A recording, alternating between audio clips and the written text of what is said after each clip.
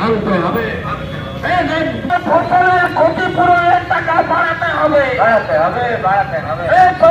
হাতিরা কবলে ফসলের ক্ষতিপূরণের টাকা বাড়াতে হবে নিহত ব্যক্তির পরিবারকে ন্যূনতম 5 লক্ষ টাকা ক্ষতিপূরণ ও কাজের ব্যবস্থা সুনিশ্চিত করতে হবে বাতিল করো এই বিল বিদ্যুৎ বিল অবিলম্বে বাতিল করো বাতিলের দাবিতে আজকের ডেপুটেশনে দলে দলে যোগ দেন। 8 দফা দাবির ভিত্তিতে কোথাও ডিএম অফিস, কোথাও এসডি অফিসে আমাদের ডেপুটেশন অবস্থান বিক্ষোভ সংগঠিত হচ্ছে। ডেপুটেশনে যাবেন, আমাদের এই অবস্থানে সভা হবে।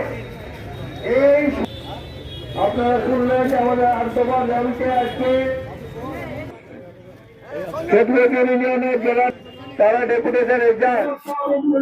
যে এমএনরেগা আইনকে পরিবর্তন করে নতুন যে জি রামজি আইন আনা হয়েছে, যেখানে 100 দিনের কাজের গ্যারেন্টিও কেড়ে নেওয়া হয়েছে, এই আইনকে বাতিল করতে হবে, এমএনরেগা আইনকেই বলবৎ রাখতে হবে।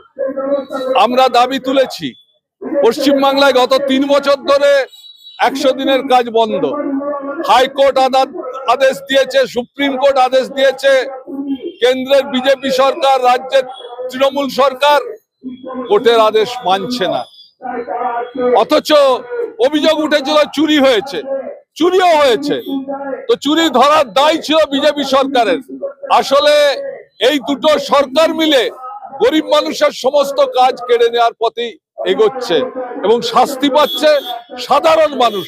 তারা নিজেদের মধ্যে ঝগড়া করছে, চুরির টাকাও উদ্ধার করার চেষ্টা হচ্ছে। আমরা দাবি তুলেছি যে আমাদের দেশে 4টি শ্রম কোড লাগু করা হয়েছে। এর মাধ্যমে ট্রেড ইউনিয়ন অধিকার, গণতান্ত্রিক অধিকার সবকিছু কেড়ে নিয়ে আমাদের দেশের শিল্প শ্রমিকদেরকে পুরোপুরি কর্পোরেটদের হাতে দোয়ায় ছেড়ে দেওয়া হচ্ছে। এর পরিণতিতে কি? ধর্মঘট করা যাবে না, ন্যূনতম মজুরি আইন থাকবে না, ছাঁটাই করে দিলে কোনো কথা বলা যাবে না, মজুরি কমিয়ে দিলে কিছু বলা যাবে না, কারখানা তুলে দিলে কিছু করা যাবে না, এমনকি শ্রম দপ্তর বলেও কিছু থাকবে না। তাই আমাদের দাবি শ্রমকোডকে বাতিল করতে হবে এবং এই দাবিতে আগামী 12ই ফেব্রুয়ারি সারা দেশ জুড়ে ধর্মঘট। যদিও পশ্চিমবাংলায় মাধ্যমিক পরীক্ষা থাকায় আমরা পরিবহন, যাত্রী পরিবহনকে ছাড় দিয়েছি, পরীক্ষা ছাড় আছে। এছাড়া সর্বত্র শিল্প ধর্মঘট পালিত হবে। এছাড়াও আমরা একে একে দেখছি প্রতিরক্ষা ক্ষেত্র আগেই খুলে দেওয়া হয়েছে।